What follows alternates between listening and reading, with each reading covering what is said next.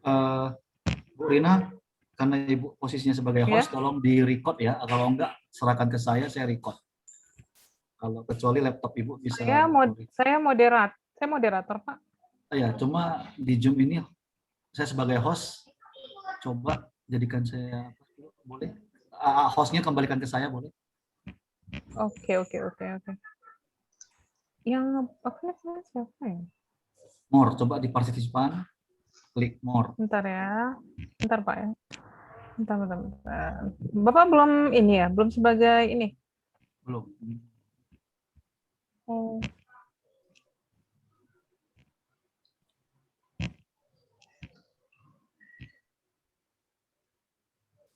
Pak oke. Satria Halim? Oke, baik.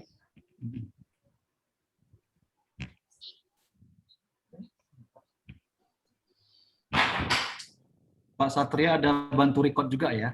Iya, biar sekalian jadi cadangan. Oke, terima kasih. Saya Oke, udah otomatis record, Pak. baik. Udah ready semuanya? Kalau udah ready, biar kita mulai ya.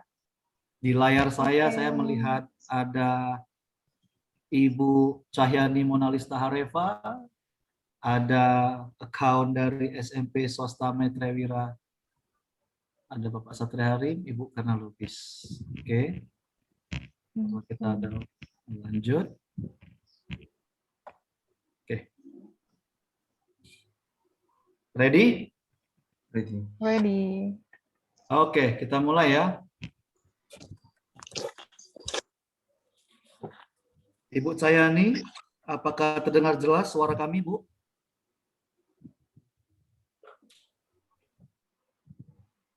Ibu Cahyani Monalista, monitor Bu, cek audio, apakah terdengar jelas? Jelas. Oke, terima kasih Ibu.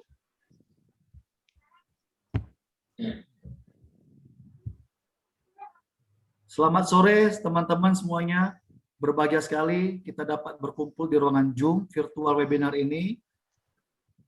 Perkenalkan, saya Chandra sebagai host untuk kegiatan hari ini yang akan memandu di awal dan di akhir agar kegiatan tentang leadership ini from zero to hero berlangsung dengan baik. Oke, awali saya akan membuka dengan sambutan kepada Anda semuanya. Assalamualaikum warahmatullahi wabarakatuh. Shalom, nama budaya, salam kebajikan, Om Swastiastu. Kiranya Tuhan memberkati kegiatan kita pada hari ini, memberikan berkat manfaat, tambah wawasan, juga tambah relasi di antara kita semuanya. Tambahan untuk Anda adalah saya akan memberikan satu pantun. Yang pergi, biarlah pergi. Walau pergi, tetap di hati. Good evening, apa kabar hari ini? Perkenalkan, saya yang paling ganteng di sini. Oke, tanpa panjang lama lagi, saya akan serahkan kepada rekan saya, Ibu Herna Lubis sebagai moderator. Bu, silakan Ibu perkenalkan dari Pak Satria. Silakan Ibu. Oke, selamat siang semua Bapak Ibu. Tetap semangat ya, walaupun kita hanya berlima, udah berkurang nih Pak. Tadi 6 nih jadi 5. Tapi kita tetap semangat melaksanakan kegiatan hari ini, karena hari ini juga materinya cukup menarik ya, tentang Zero to Hero, yang mana ini menjadi motivasi sekali bagi kita-kita yang pengen menjadi lebih baik ke depannya, yang punya harapan-harapan visioner yang baik ke depan. Oke, sebelumnya saya akan memperkenalkan dulu narasumber kita hari ini adalah Bapak Satria Halim. Oke. Apakah sudah terlihat, Pak? Saya share screen.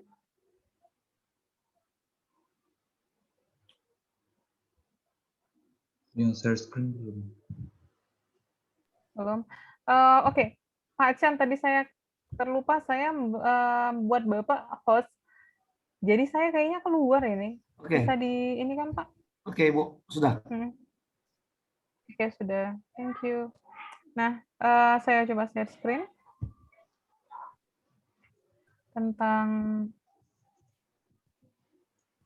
ke materi kita hari ini, narasumber kita hari ini.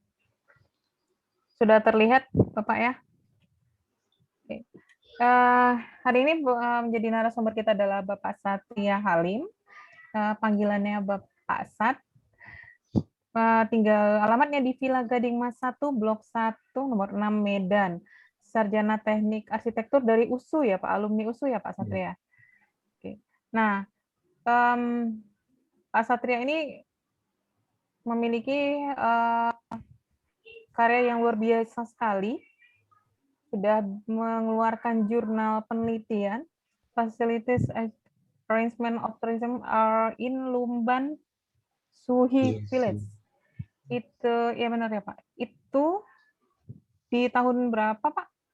Ini di tahun 2019 ya.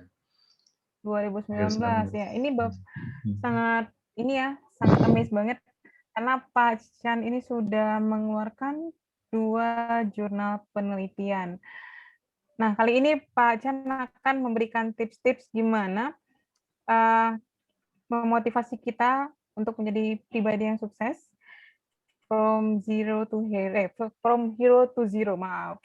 Oke, Pak Chan untuk Pak Satria untuk waktu dan tempatnya saya persilakan Bapak, silakan. Oke, terima kasih untuk Bu Rina. Terima kasih juga untuk Pak Sandi ya selaku host hari ini dan Bu Rina sebagai moderator hari ini. Oke, perkenalkan dulu, nama saya Satria Halim. Ya, asal dari Deli Serdang, Medan ya. Oke, hari ini saya akan bawakan tentang sebenarnya topiknya tentang leadership ya, organisasi yang leadership itu, dan sebenarnya kayak beberapa tips dan trik apa sih manfaat dari menjadi leadership, apa sih menjadi organisasi. Oke, saya akan mencoba share screen saya dulu ya. Oke, apakah screen saya sudah terlihat jelas, Bapak Ibu sekalian? Sudah. Oke. Sudah Pak? Sudah ya? Jelas. Jelas ya. Oke. Mantap. Oke, jadi judul hari ini itu seminar yang kali ini saya bawakan itu adalah tentang organisasi and leadership yang bertemakan dari zero menjadi hero. Oke, nah ada kata kunci organization, ada kata kunci leadership, ya. Oke, kita akan membahas kedua ini. Pertama dulu, apa sih organisasi itu yang kita ketahui? Jika dilihat ya kan, organisasi dilihat dari latar belakangnya adalah perkumpulan dari koneksi beberapa orang-orang ini. Dari satu orang terkoneksi menjadi 3 orang. Nah, sebenarnya apa sih pengertian dari organisasi ini? Oke, organisasi ini sebenarnya adalah suatu tempat atau wadah berkumpul dan bekerja. Nah, kata kuncinya yang di-highlight itu adalah secara terencana, terpimpin, dan terkendali dalam memanfaatkan sumber daya, baik secara material, lingkungan, prasarana, dan lain sebagainya, yang digunakan secara efisien dalam mencapai apa? Tujuannya adalah mencapai suatu tujuan dari organisasi tersebut. Nah, tujuan organisasi itu apa saja? Dia mengatasi terbatasnya kemampuan kemandirian sumber daya yang dimiliki untuk dalam mencapai tujuannya. Jadi seperti contoh kalau tujuan organisasi itu seperti contoh organisasi untuk charity atau untuk menggalang dana itu kan berarti tujuannya itu adalah mensejahterakan masyarakat supaya mereka bisa terangkat harta dan martabatnya. Nah, seperti itu salah satu tujuan organisasi ya. Nah, yang poin kedua itu adalah juga sebagai tempat tujuan dengan selektif dan efisien karena ini dilakukan secara bersama-sama. Yang dimaksud bersama-sama ini adalah orang yang berada di dalam organisasi tersebut. Yang ketiga, tempat mencari keuntungan bersama. Yang dimaksud dalam keuntungan ini bukanlah keuntungan dalam bentuk uang atau apa, tetapi adalah keuntungan yang bisa kita raih, yang artinya kita telah menyelesaikan suatu tujuan organisasi ini, berarti kita telah menyelesaikan keuntungan kita secara bersama-sama sehingga kita akan merasa puas, ya kan? Yang terakhir itu adalah dia sebagai, ya ini juga salah satu manfaat organisasi ya sebenarnya, sebagai tempat menambah pergaulan dan memanfaatkan waktu luang kita. Jadi di saat kita memiliki waktu luang, mungkin organisasi ini adalah salah satu wadah yang tepat untuk kita untuk menambah pergaulan kita, menambah wawasan kita, menambah juga materi-materi yang akan dari kita. Oke. Selanjutnya adalah apa sih sumber daya organisasi ini? Sumber daya organisasi ini terdiri dari sumber daya manusia. Selain manusia juga ada sumber daya informasi, sumber daya fisik, dan sumber daya keuangan. Seperti contohnya tadi untuk yang organisasi charity, bisa saja dia adalah salah satu sumber daya informasi. Kenapa dikatakan sumber daya informasi? Karena dalam satu organisasi ini tentunya terdiri dari beberapa orang. Terdiri dari beberapa orang yang berlatar belakang yang sangat beraneka macam. Sehingga beberapa orang ini kalau jika dikumpulkan dalam satu wadah, tentunya kita akan pasti akan ada namanya pertukaran informasi ya. Pertukaran informasi antara si Bapak A, Ibu B, atau Bapak C, ya kan, sehingga dapat meningkatkan wawasan kita juga selain dari kita mengikuti organisasi ini. Oke, sebagai sumber daya keuangan ya, memang sebagai sumber daya keuangan yang sebetulnya seperti tadi yang saya katakan charity juga ya, masih lagi-lagi masih dalam charity ya. Ya, namanya tempat penggalangan dana, tentunya ada sumber daya keuangan yang dimana keuangan ini dipakai untuk membiayai bukan hanya organisasi tetapi seperti kita membuat acara yang berhubungan dengan sumbangan dan lain-lain sebagainya. Jadi itulah salah satu dari organisasi ini. Oke, selain sumber daya juga tentu harus ada namanya unsur-unsur dasar organisasi. Yang pertama yang paling penting itu adalah harus ada juga personil atau anggotanya. Jadi tidak mungkin organisasi ini hanya terdiri dari satu orang, tentunya harus terdiri dari lebih dari 2 orang, 1 orang atau lebih ya kan. Tentunya harus mempunyai visi dan misi. Selain itu juga harus ada namanya wewenang dari si organisasi tersebut supaya orang-orang ini bisa lebih mudah dikendalikan, personil atau orang-orang ini lebih mudah dikendalikan. Karena kalau dilihat ya, organisasi ini kan datang dari berbagai macam orang, berbagai macam latar belakang, dan berberagam usia juga ya sebenarnya. Ya, tentunya karena keanekaragaman dari usia, latar belakang, dan faktor-faktor lainnya, tentunya akan semakin rumit jika kita tidak memiliki suatu wewenang dan juga suatu struktur. Wewenang, struktur, kemudian unsur-unsurnya itu adalah ada hubungan dan apa aja proses kegiatan organisasi, sehingga organisasi ini bisa lebih jelas, bisa lebih terarah, dan orang akan tahu, oh organisasi ini adalah organisasi dalam bentuk apa, dalam tujuan apa, dan dalam rangka apa. Oke, setelah kita tahu organisasi ini, tentunya kita pengen tahu juga apa sih manfaat dari kita mengikuti organisasi. Pertama, ini yang secara tidak sadar itu adalah kita dapat melatih mental bicara di publik. Oke, tentunya ini jika dikatakan kita belajar, ya kita belajar di organisasi ini, kita akan belajar bicara di publik. Karena dalam satu kelompok atau wadah tersebut, tidak mungkin hanya di dalam satu kelompok itu hanya ada satu orang yang akan membuka suara, tetapi semuanya akan memberikan ide dan pendapat. Nah, secara tidak langsung setelah kita memberikan ide dan pendapat kita masing-masing, itu melatih sedikit juga mental bicara kita. Ya.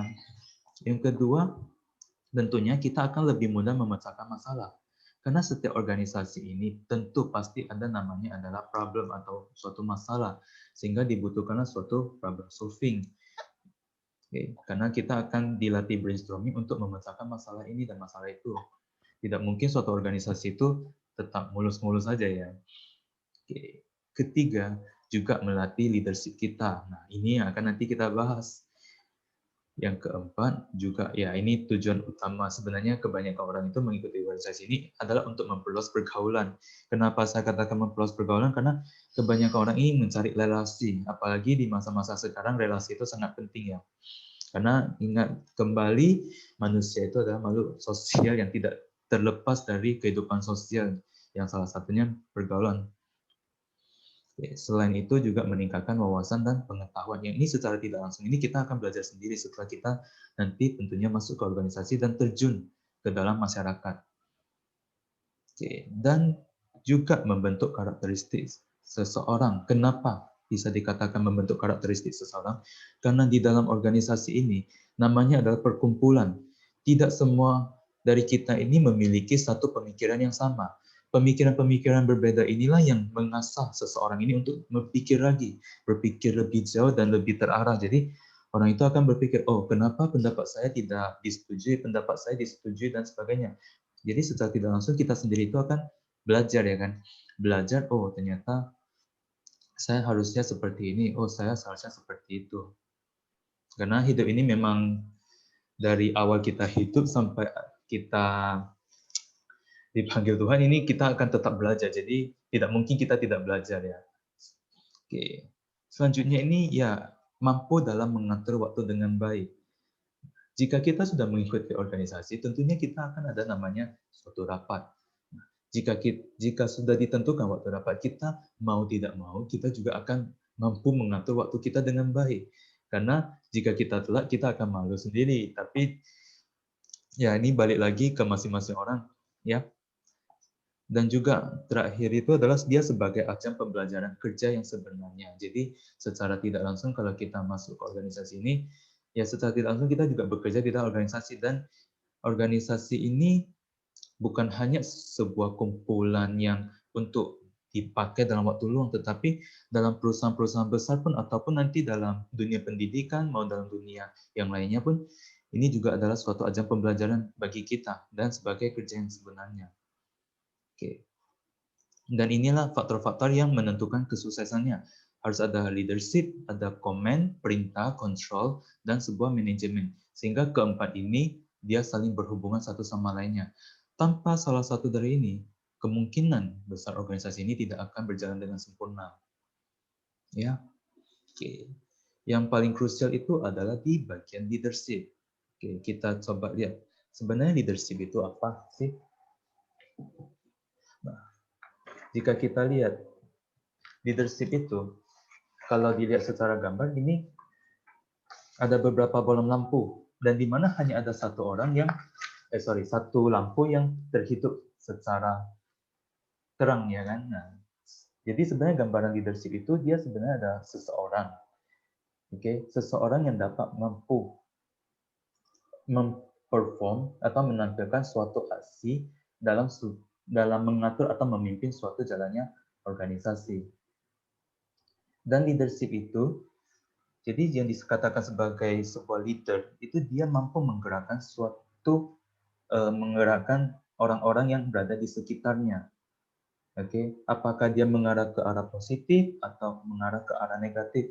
Kita belum tahu tentang tujuan dia. Tetapi yang disebut sebagai sebuah leader itu, dia mampu menginfluence beberapa orang. Bisa saja dia menginfluence satu orang, dua orang, atau dia dapat menginfluence sekumpulan orang yang dimana dia ingin mencapai tujuan dari dirinya sendiri. Nah, ada dua pengertian. Apa sih pengertian dari bos dengan leader? Jika kita lihat bos itu aturannya hanya memberikan sebuah komen atau perintah dalam menjalankan misinya tersebut.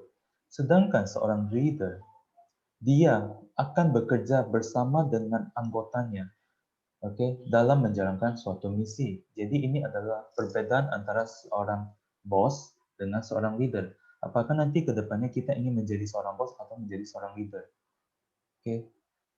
Jadi balik lagi ke persepsi masing-masing tentang bos sama leader ya. Tapi yang jelas leader itu adalah dia yang mampu menggerakkan orang, tidak hanya menggerakkan orang, tetapi dia juga ikut serta atau turun dalam mencapai misi tersebut. Apa-apa saja sih yang diperlukan oleh seorang leader? Tentunya harus ada strategi dari diri dia sendiri, dalam mengatasi masalah. Kedua, harus ada visi dan misi dari seorang leader. Karena kalau kita membutuhkan suatu leader, kita perlu tahu dulu apa sih visi dan misi dari dia tersebut. Tentunya seorang leader pasti akan menghadapi banyak sekali tantangan. Ya, tantangan itu mulai dari masalah dari kelompok, masalah dari organisasi, ataupun masalah dari diri dia sendiri. Jika dia tidak mampu mengatasi sebuah tantangan atau sebuah challenge dari luar atau dari diri sendiri, mungkin agak sedikit terpengaruh ya untuk menjadi seorang leader.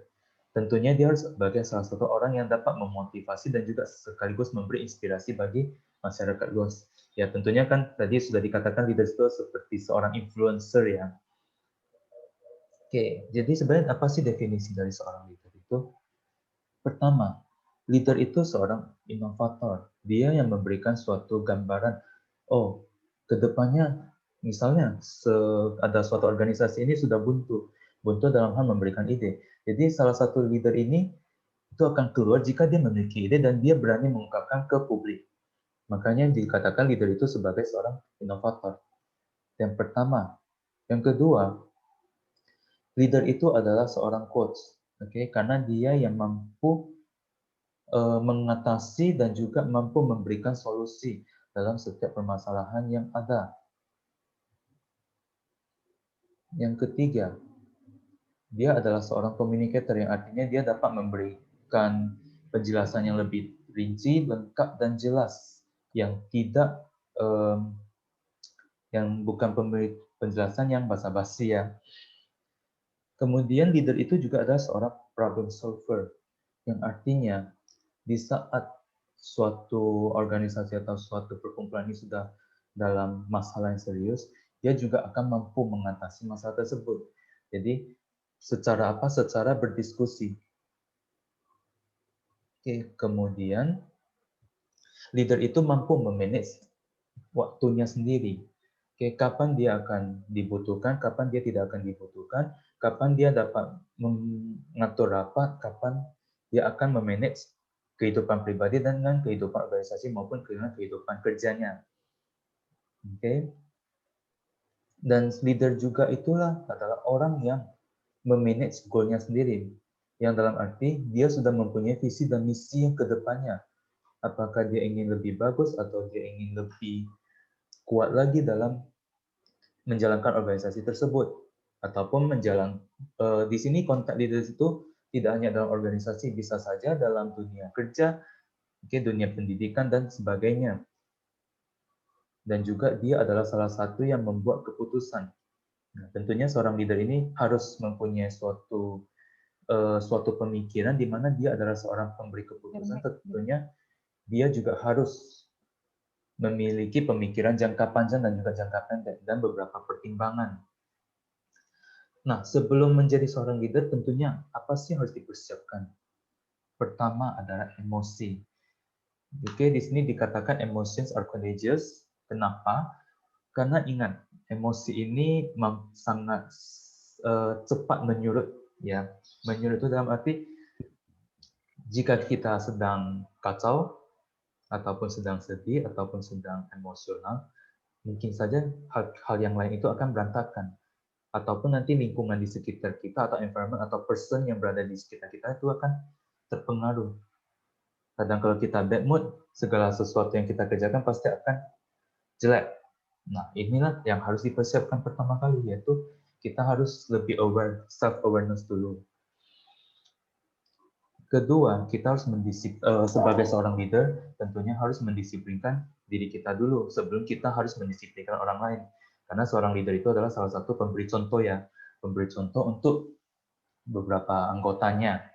Karena kan seorang leader itu adalah seorang yang sang inspirasi tentunya. Sehingga dia sebelum mengatur orang, sebelum dia memberi suatu peraturan, tentunya dia harus mendisiplinkan dia dulu ya kan. Ketiga, ya masalah komunikasi. Seorang leadership itu tidak terlepas dari masalah komunikasi. Harus lebih cepat, jelas, dan terarah. Ya, kalau misalnya bicaranya hanya masih mutar-mutar, itu mungkin agak susah untuk menjadi seorang leader. Yang keempat, lead by asking question, not by issuing instruction. Jadi, kalau misalnya ada suatu permasalahan, seorang leader itu harus mampu dulu bertanya, kenapa sih harus seperti ini, kenapa sih harus seperti itu. Tidak dalam arti dia harus memutar-mutar kembali pertanyaan-pertanyaan tersebut. Oke, karena seorang leader itu dia harus mampu menjadi pendengar yang baik dan juga harus mampu berpikir secara rasional. Supaya apa? Supaya nanti seperti gambar ini, jika kita hanya memfokuskan visi dan misi dari diri kita sendiri tanpa memikirkan anggota, organisasi, dan lain-lainnya, mungkin kita dapat membawa orang ke dalam jurang kita sendiri juga. Kita masuk jurang, anggota kita juga ikut memasuki jurang ya kan. Nah, itulah yang dikatakan lead by asking question, not by issuing instruction. Jadi kita ya harus kembali lagi harus lebih self awareness dengan diri kita sendiri kalau misalnya kita ingin menjadi seorang leader. Ya, karena tentunya leader itu ya seperti saya katakan bisa saja suatu saat kita adalah seorang leader. Ya misalnya kalau seperti cowok Mungkin saja dia akan menjadi seorang leader di dalam family-nya sendiri, menjadi kepala keluarga. Ataupun misalnya kalau cewek, ya bisa saja dia akan menjadi pemimpin kepala sekolah. Nah, tentunya beberapa strategi dan visi dan misi ini harus dilaksanakan dengan baik juga ya. Kemudian untuk kegagalan itu bukanlah sebuah lawan dari kesuksesan. Ingat, kalau dalam leadership ini agak susah ya. Kalau misalnya kita sudah menjadi seorang leadership, kita sudah sangat optimis dengan hasil yang kita bawakan. Tetapi nyatanya kita sendiri gagal. Mungkin itu dapat mempengaruhi bagaimana sih kita menjadi seorang leader. Jadi, usahakan kita meminimalkan suatu kegagalan. Ya, beda dengan yang konteks lain, karena kalau leader ini adalah orang yang memberi inspirasi dan motivasi. Jika kita gagal sendiri, mungkin seperti kertas yang sudah diremuk itu tidak bisa dibersihkan, tidak bisa dijadikan kertas yang baru lagi ya kan. Gambarannya seperti itu. Dan juga leadership ini suatu proses yang seperti berenang. Jika kita hanya membaca artikel tentang cara berenang, tetapi kita belum mempraktekkannya, belum tentu kita akan menjadi seorang leadership. Karena leadership ini adalah salah satu konteks yang dipelajari secara pengasahan. Pengasahan itu bisa saja dari anggota, dari dia terjun ke dunia masyarakat dan dunia-dunia sekitarnya, sehingga dari setiap environment yang dia terjuni itu, dia pasti akan belajar dan belajar. Jadi seperti ini, leadership like swimming can't be learned by reading about it. Jadi harus tes dulu, dijalani dulu baru bisa. Sehingga kita dapat mencapai goal kita dan menjadi seorang leader yang terbaik. Oke, mungkin sedikit saja ya tentang cara-cara menjadi seorang leader ini. Ya, sampai di sini kira-kira ada pertanyaan?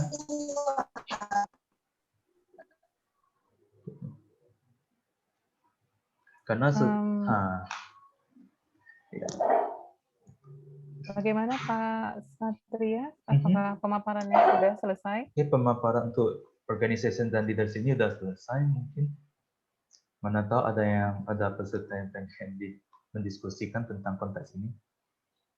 Oke, ini selamat datang Ibu Lia, selamat bergabung. Ya, bagaimana Bapak Ibu? Apakah ada yang ingin didiskusikan? Yang ditanyakan seputar masalah leadership, kayaknya lebih dominan kita bahas tentang leadership ya, Pak Sat ya. Ya, leadership sepertinya ini. Ya, Bapak Ibu, jikalau ada yang ingin dipertanyakan, ingin didiskusikan juga bisa. Silahkan. Jadi kalau saya lihat ya, leadership ini menarik sekali. Seperti sebenarnya ada dualisme dualisme konsep yang muncul di permukaan. Terkadang yang namanya leader itu identik, terkadang orang menganggap dia itu bos gitu ya. Instruction maker gitu ya kan Pak ya. Padahal sebenarnya yang namanya leader itu adalah dia itu leading dalam sebuah project. Sebenarnya harusnya seperti itu kan gitu ya. Dia ikut berpartisipasi. Jadi ya harus itu. Jadi dibutuhkan banyak sekali kemampuan dalam hal pemikiran gitu kan. Jadi selain dari kognitifnya, psikomotoriknya juga, kita harus mumpuni untuk bisa ngelit orang-orang di sekitar kita. Dan untuk bisa juga berlaku adil. Bisa berlaku adil itu sangat susah sekali ya Pak. Iya, sangat susah apalagi sekali. bisa memposisikan anggota-anggota kita itu sesuai dengan kemampuannya masing-masing, sehingga sehingga sampai pada target yang kita inginkan gitu. Nah ini menarik sekali kalau didiskusikan itu. Karena kan kalau manusia itu adalah makhluk sosial, tentunya terdiri dari beragam jenis latar belakang, terdiri dari beragam jenis budaya. Kalau misalnya untuk menjadi seorang leader yang mampu mencakupi semua permasalahan ini memang agak susah, tetapi tidak dipungkiri, tentunya manusia itu juga harus belajar ya kan. Harus belajar turun dulu ke masyarakat seperti yang quotes yang terakhir ini. Memang tidak mudah menjadi seorang leader, tetapi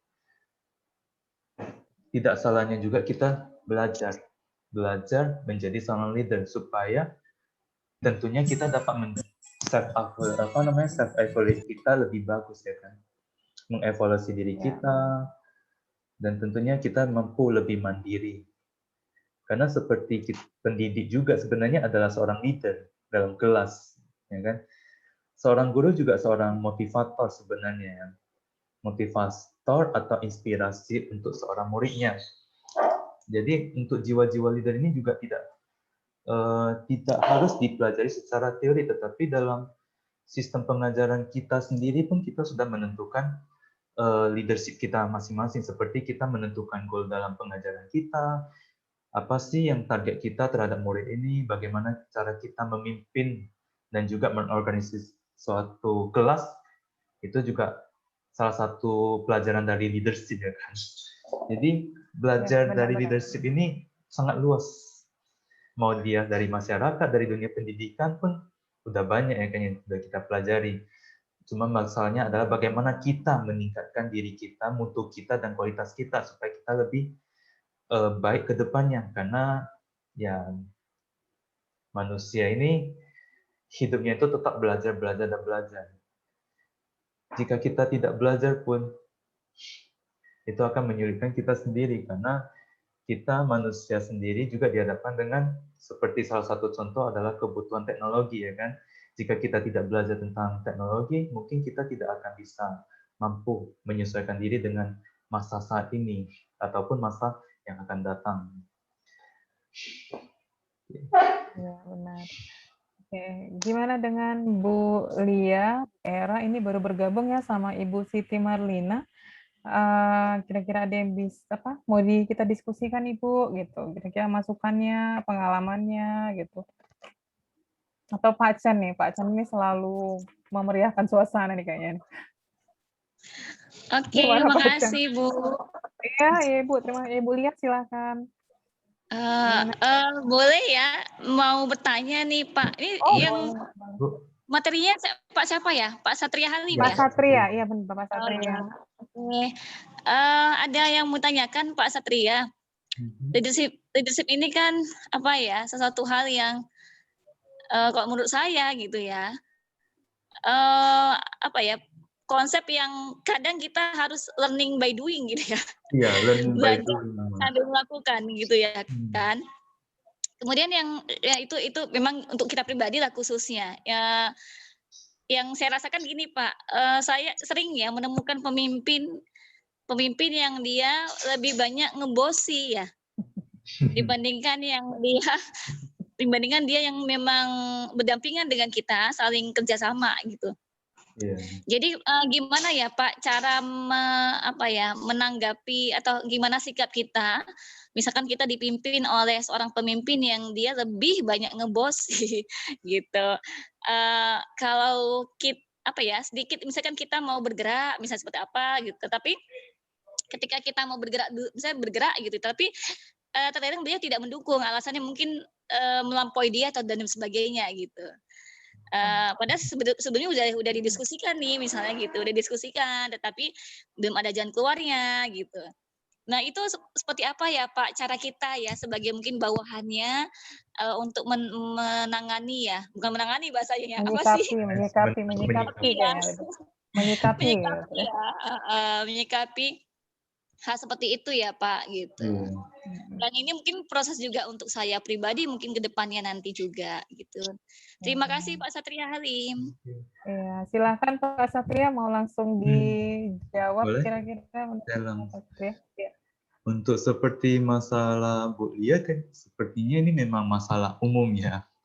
Karena memang bosi ini agak susah, apalagi kalau seperti kita seorang bawahan yang tidak bisa berada di atas mereka, kalau istilah kasarnya ya. Sebenarnya kalau dari kasus atau permasalahan seperti ini, mungkin yang bisa kita lakukan selain kita menyikapi seorang bos ini tentunya, mungkin hal yang pertama kalau saya ya, karena memang saya sudah pernah dalam pengalaman kerja ini memang beberapa kali saya menemukan masalah yang serupa untuk masalah bos ini. Yang akan saya lakukan yang pertama kali itu adalah saya meningkatkan mutu saya dulu. Saya meningkatkan mutu dalam arti saya kalau bos itu kan berarti dia memerintahkan kita dalam mencapai tujuan dia.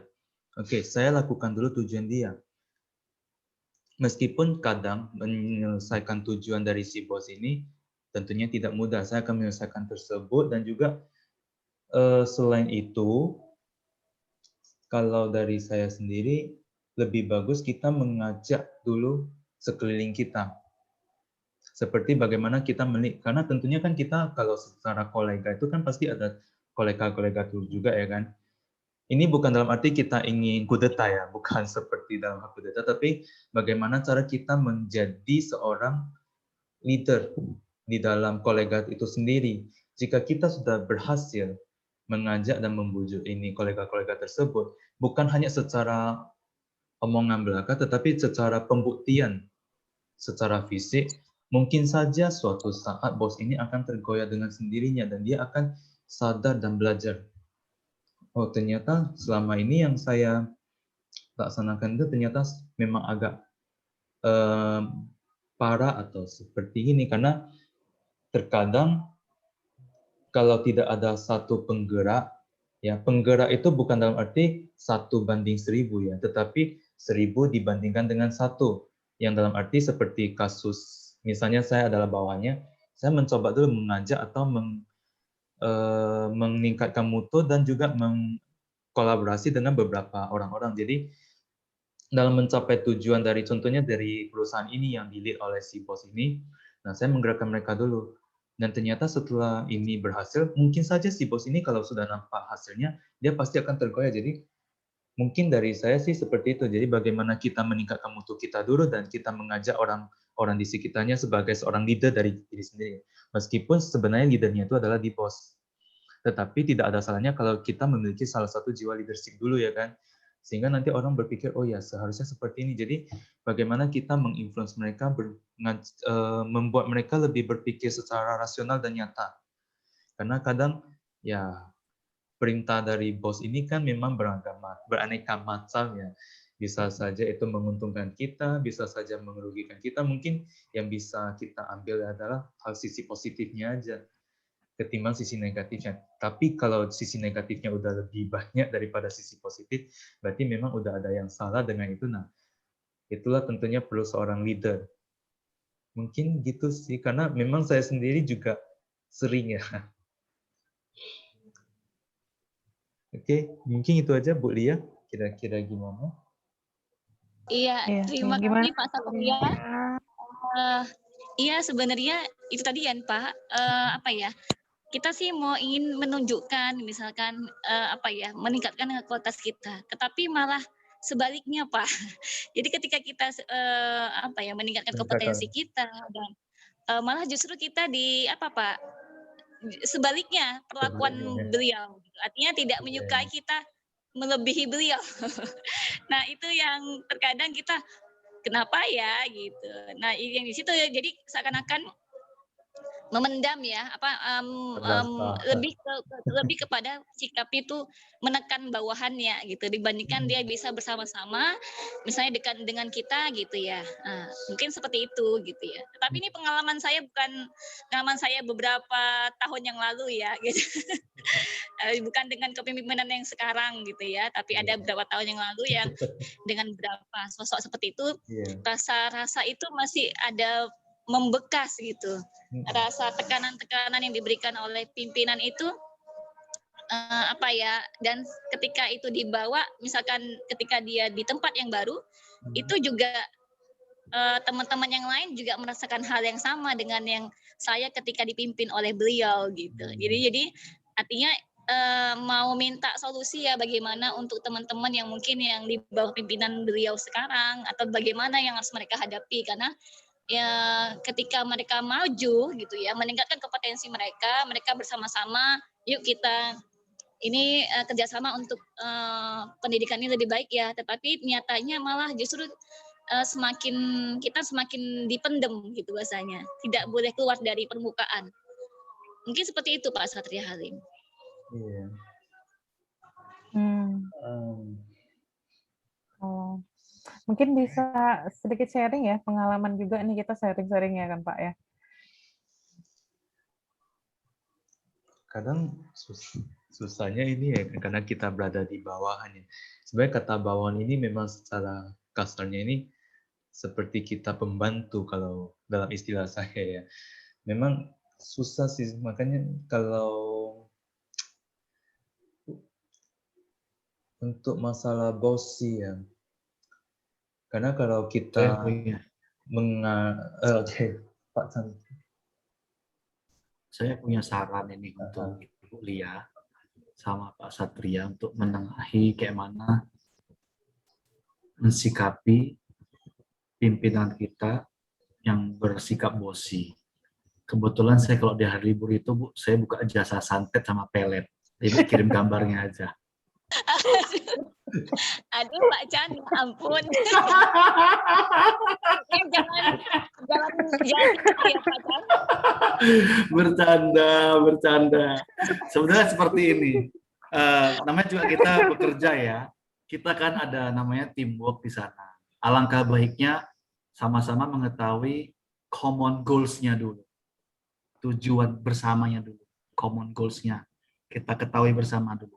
Habis itu, as a leader, as employer, kita harus punya common sense. Peka terhadap situasi sekitar. Miss Lia, saya pernah ada di posisimu. Itu bukan satu ketidaksukaan lagi, tapi udah ke sentimen. Saya sudah sampai di tahap sana. Iya Pak, benar. Artinya, apapun yang kita kerjakan, apapun yang kita ucap, apapun yang kita pikirkan, bernapas pun kita salah di situ. Iya, benar Pak, itu Pak. Betul Pak. Benar ya. Nah, jadi kalau udah benar, Ibu nanti boleh save nomor saya, kita santet aja ya Bu ya. Tidak. Artinya Bu, saya kemarin ajak pimpinan saya bicara berdua. Kebetulan bos saya juga seorang Tionghoa ya. Sebenarnya saya merasakan satu ketidaknyamanan hubungan personal kita tuh. Apakah ada yang salah, keliru dengan cara kerja saya? Kalau ada, apa? Di mananya? Saya perbaiki kok. Saya perbaiki karena iya, saya mau mencari nafkah dan saya juga mau berharap bekerja sama. Nah, dan kita sama-sama bergerak untuk kebaikan unit usaha ini. Tapi kalau Koko seperti ini terus, sentimen ke saya terus, saya kerja nggak nyaman. Dan Koko pun nggak senang sama saya di sini. Jadi singkat kata 2 bulan, 3 bulan itu ada satu membaik. Tapi ada satu ketika saya berbuat silap dalam arti ada satu job desk yang terlewatkan sama saya langsung selesai di sana. Nah, otomatis sentimen tadi itu udah terbukti. Dan paling tidak, Miss Lia, saya udah membuka ruang komunikasi dan saya udah proaktif menjembatani hal ini. Paling tidak, boleh sampaikan ke teman-teman yang dalam posisi seperti itu, ajak bicara berdua. Tapi ingat, nada kita jangan emosian. Ajak bicara berdua, situasinya udah oke, nyaman, langsung aja. Pembicaraan orang dewasa. Ya, apapun nanti dari hasil tersebut, kalau misalnya beliau orang yang sportif dan seorang leader yang membimbing, dia akan arahkan kita. Karena saya percaya seorang leader itu menunjukkan jalan, membimbing jalan, juga membuktikan cara kerja dalam jalan tersebut. Jadi, she proved to us, dia buktikan kepada kita. Bukan cuma sekedar direction, itu. Jadi saran saya, Miss Lia, ajak bicara berdua dalam skup sebagai orang dewasa ya. Kalau itu juga tidak ada berubah, Ibu nanti saya kasihkan nomor handphone saya. Oke, Bu? Oke, kira membantu. Terima kasih. Baik lagi, Bu Rina, silakan. Oke, gimana Bu Lia? Sudah cukup segar dengan ide Pak Jan. Iya Bu, sebenarnya ini sudah lama kasusnya Bu, cuma kayak membekas gitu kan. Dan teman yang mengalami hal yang sama dengan saya, misalnya yang sekarang memimpin mereka, mengalami hal yang sama dengan saya. Artinya saya coba flashback kembali apakah dulunya saya yang salah atau bagaimana gitu kan. Sudah komunikasi dengan beliau tetapi juga tidak ada jalan keluarnya dan seperti itulah ya. Pokoknya seperti yang Pak Chan tadi, kita bernafas aja juga salah gitu ya. Untuk bernafas saya salah gitu. Bu Lia nih di institusi negeri Bu Lia, maaf saya mau nanya. Iya, tapi saya tidak usah mengatakan di mana ya. Enggak, karena memang kan sedikit berbeda ya gitu. Ada kita sadari atau tidak, itu ada fenomena mindset yang berbeda memang antara institusi negeri dengan swasta. Jadi kalau di swasta itu masih ada yayasan dan masih ada orang tua yang punya peran ya terhadap leadership itu, kepemimpinan dari sekolah. Kalau di negeri itu kan tidak gitu kan, ibaratnya kurang ya Bu gitu kan. Walaupun dia nanti mau dimutasikan pun dengan hasil yang buruk, itu butuh proses yang sangat panjang sekali gitu kan. Itu yang memang makanya tadi saya nanya gitu. Kalau kita pasti kalau di negeri, karena saya juga di negeri, saya juga pernah mengalami hal-hal yang seperti itu, yang ada yang bertindak dengan caranya sendiri, dengan egonya sendiri gitu. Kalau kita menyikapinya, kalau saya sendiri menyikapinya sih, contoh saya pernah ngikuti event-event yang nasional lah gitu kan. Nah, kadang-kadang ada misalnya dibilang kayak gini, bahkan tuh pernah ya kejadian saya mau PPG aja itu bebannya berat sekali gitu. Ketika mau berangkat ke Medan, nggak bisa ninggalin kelas lah, macam-macam lah gitu. Sampai akhirnya saya menggunakan ultimatum, bukan ultimatum ya sebenarnya. Saya menunjukkan real dari rule-nya gitu. Jadi saya bilang bahwa ini adalah perintah dari kementerian, di mana kita ini masih di bawah gitu, di bawah naungan kementerian seperti itu. Jadi ketika kita sudah menunjukkan rule-nya gitu, saya rasa pimpinan itu tidak bisa memaksakan kehendaknya sama kita. Jadi itu yang sering saya lakukan ketika saya mengikuti sesuatu dan saya merasa itu dibatasi gitu kan, maka yang saya lakukan adalah saya menunjukkan rule-nya. Jadi ketika melihat itu, sangat kecil sekali kemungkinan pimpinan itu bisa membatasi gerak kita, apalagi memang itu sudah jelas seperti itu Ibu. Kalau saya pribadi seperti itu. Jadi kayak misalnya ikut kegiatan ini undang-undangnya begini Pak, begini nah gitu. Dan ini sudah ada perintah langsung dari ini gitu. Dan itu posisinya di atas dia lagi, maka otomatis sangat kecil kemungkinan dia itu menolak untuk menandatangani kegiatan yang kita lakukan. Seperti itu sih kalau saya, pengalaman saya gitu. Oke, agak seru ya. Iya, agak seru kayaknya hari ini ya Bapak. Karena memang ini kayaknya objek penderitaan nih Bapak. Sering terjadi. Iya, sangat sering sekali terjadi. Makanya saya bilang tadi ada dua fenomena yang berbeda. Makanya saya tanya Bapak, Ibu instansinya apa gitu. Jadi itu kadang-kadang mempengaruhi mindset seorang leader ya, instansi itu juga gitu. Dan mudah-mudahan ya ke depannya apa yang sudah kita rasakan ketika kita berada di posisi itu, andaikan rezekinya kita di posisi itu, kita belajar bahwa sangat tidak nyaman diperlakukan seperti itu, gitu kan. Iya, Ketika kita menjadi seorang leader, maka kita tidak akan melakukan hal yang sama. Seperti itu. Iya. Waduh, terima kasih Bu Lia menghidupkan suasana sore hari ini. Sama-sama Bu Lina, Pak Satria, Pak Jan, dan yang lain. Bu Lia tadi malam ya Bu Lia ya kegiatannya ya. Iya, tadi malam Bu, cuma saya host. Saya makanya kok nggak asing saya lihat profilnya gitu tadi malam. Kayaknya Bu Herina juga, saya nggak asing dengan Bu Herina. Iya ya, saya juga. Dari mana? Unimed, Ibu. Unimed ya? Tahun berapa Bu? 2006. 2006. Bu Lia kayaknya fisika ini kayaknya Bu Lia fisika deh. Temannya Kak A, jangan-jangan teman Kak Ami. Iya, saya iya. Oh, ini nggak, yang satu kos sama kami ya kemarin? Iya benar. Iya, adiknya kami. Aduh, dunia ini sempit sekali ya. Jumpa juga di sini ya, Bu Herina ya. Saya dulu sering main Kakak lah ke Rina kosnya manggilnya. Bu Herina ya. Iya. Iya, Teman iya, kos iya. itu teman saya ketika kuliah dulu. Iya, benar. Makanya ngeliatnya nggak asing. Aduh, terima kasih Bapak, Ibu semuanya hari ini. Pak Satria gimana? Ada yang mau ditambahin lagi, Pak Satria? Mungkin sudah cukup saya dari sharing Ya, diskusi. cukup. Iya, Pak Chan gimana Pak Chan? Saya dari tadi duduk nggak ada yang tanya dari mana. Dari mana? Saya juga Ibu. baru tahu Pak Chan dari kisaran tadi loh hari ini. Ibu Cahyani Monalista juga lihat tuh di chat. Wah, visi ke-9 mempertemukan ya, Bu. Ya, Bu, kalau jodoh memang nggak kemana, Bu. Lebih dulu. Aduh.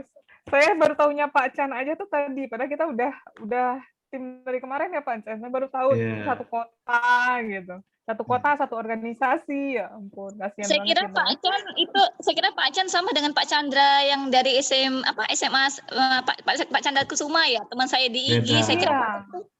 Saya kira Pak Chan tuh sama dengan beliau. Rupanya beda dengan Pak Chandra Kusuma ya. Iya. Pak Saya Chandra juga Kusuma. pikir sama. Sama nama Bu, beda nasib. Iya. Pak Chandra Kusuma. Pak Chandra Kusuma lebih ganteng sedikit. Saya banyak. Dia Kita nggak pernah meet up langsung ya Pak Chandra ya. Seringnya Belum. online terus ya Pak Chandra ya. Iya benar, belum pernah minta langsung. Ya pengen lah jumpa dengan orang hebat-hebat ini. Aduh, saya belum ada apa-apanya, Bu. Sama. Saya belum ada apa-apa. Oh, kayaknya nih pada IG semua ya, Pak Chan di IG, Pak Chandra Kusuma IG, Bu Kak Lia juga IG gitu. Ya, Di pertemuan ini kami Bu. di pertemuan di IG, iya sama. Oke, kira-kira ada lagi yang mau kita diskusikan, Bapak Ibu hari ini kayaknya seru ya, bisa kesana kemari diskusinya, jadi hidup suasananya. Kopi darat tuh, Bu Siti Marlina. Di mana Bu kopi darat? Ayo Bu, mana kita Bu? Ayo. Di mana mau kopi daratnya Bu Siti? Seru ini. Kalau di Medan, ayo. Oke, Bapak Ibu, menyenangkan sekali sore ini kita bisa berinteraksi sangat dekat sekali. Semoga kedepannya kita bisa ketemu lagi. Dari kami hari ini minta maaf jikalau ada kekurangan dalam penyampaian ataupun dalam penyikapan. Semoga bisa diperbaiki di lain waktu. Sekali lagi terima kasih Bapak Ibu yang bisa mengikuti kegiatan webinar hari ini. Semoga bermanfaat untuk kita semua. Sekian dulu, salam sukses selalu. Assalamualaikum warahmatullahi wabarakatuh. Selamat sore Bapak Ibu semuanya. Waalaikumsalam warahmatullahi wabarakatuh. Selamat sore Ibu. Oke, sore yang menarik meskipun lewat virtual. Terima kasih kepada Pak Satria Halim untuk pembahasannya yang sangat menarik, yang selalu bersentuhan sama kita karena aktivitas kita berhubungan sama leadership. Oke, terima kasih juga kepada Ibu Moderator, Ibu Khairina, yang wow, luar biasa dengan pengalamannya, juga relasinya ya Bu, luar biasa Bu. Untuk teman-teman juga yang sudah memberi respon, kami bersyukur, berterima kasih bahwasanya kegiatan webinar hari ini berjalan dengan lancar, meriah, juga boleh dikategorikan berhasil. Oke, akhir kata saya Chandra akan menutup pertemuan webinar ini dengan ada 3 pesan. Pertama, sukseskan pelaksanaan COVID-19. Nah, kita pun masih menunggu ya untuk guru ya, tapi tetap bersabar dan tetap berupaya cari informasi ke puskesmas, rumah sakit rujukan, juga perlu ke Satgas 19. Oke. Kemudian yang kedua, saya akan memberikan pantun penutup. Oke. Potong kayu untuk dibuat menjadi kertas, naik kapal di laut, anginnya sangat kencang. Karena kesempatan yang sangat terbatas, saya haturkan maaf jika ada layanan yang kurang memuaskan. Oke. Mantap Pak Zan. Oke, yang ketiga saya akan berikan salam, semoga supaya kita semuanya tetap diberkati Tuhan, sehat-sehat selalu, tetap melayani bidang pendidikan, memberikan yang terbaik untuk anak-anak kita, dan juga semoga silaturahmi kita ini bisa semakin lebih intens, bisa semakin lebih akrab. Nah, meskipun banyak banyolannya ya, Bu. Saya bukan dukun santet ya, Bu. Oke. Oke, terima kasih pada Bapak Instruktur, Pak Chandra Kusuma, pada rekan saya, tim Misi Suci VCT, Pak Satria Halim, Ibu Gerna Lubis, Ibu Cayani Monalista Harepa, Ibu Dia Windari, Ibu Era Delviasari, Ibu Desi, Ibu Ria, dan Ibu Siti Marenga. Sampai jumpa lagi di lain kesempatan. Sampai jumpa. Sampai jumpa, Pak. Budaya, Swastiastu.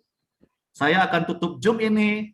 Hitung mundur dari 10. 10, 7, 8, 3, 6, 9, 2, 4, 1. Hitungnya random. Oke.